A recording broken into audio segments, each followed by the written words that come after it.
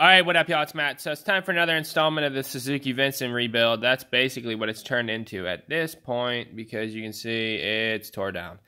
So, I'm tearing into the swing arm now because every single bearing in this thing has been completely dry and destroyed, and I have a feeling there's something waiting in there for me, so I'm going to tear into it.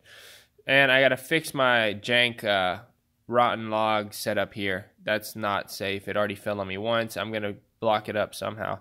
But yeah, so we gotta get this thing apart. There's that nut there, that big castellated nut on the outside. There's a bolt in the middle, and then there's a bolt on the other side. So I want to take 2 seconds here and show y'all the tool I made to get that castellated nut off. Alright, so here's the castellated nut I'm talking about here. It's a special nut. And the tool's like, you know, 50 bucks. I'm sure they make cheaper ones, but you know, if you want Amazon Prime to get to you so you can get the thing done, it's gonna be like 50 bucks. So nobody's got time or money for that. So what I did was I came up with this monstrosity here. So what this is like a 1 inch to 1 1/4 inch galvanized pipe fitting.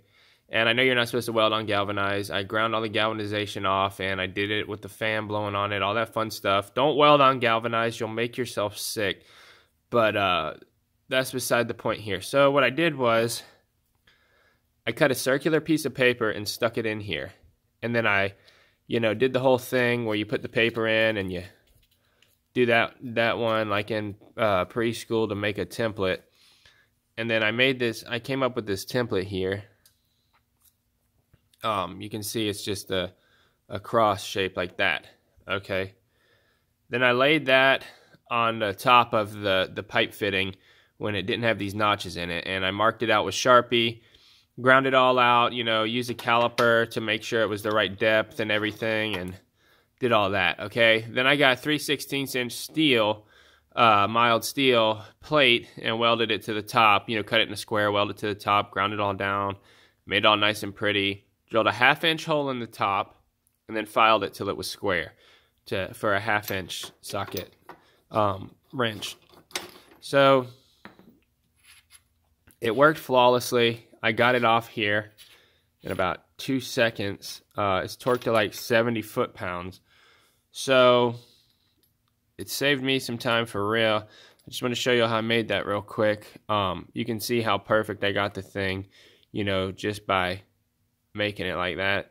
And I got it so perfect the threads even line up on there. I know it's pipe threads, but the thread even lines up in there because it's like the perfect size.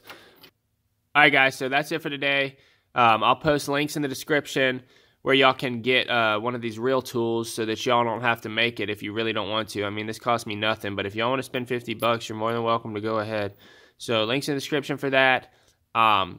I'm going to have the full videos up soon. The whole series started here. It's taken forever to edit all these videos, but I should have those up here soon. I just wanted to give you all a sneak preview for today.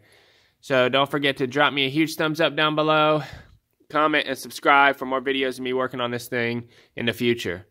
Peace.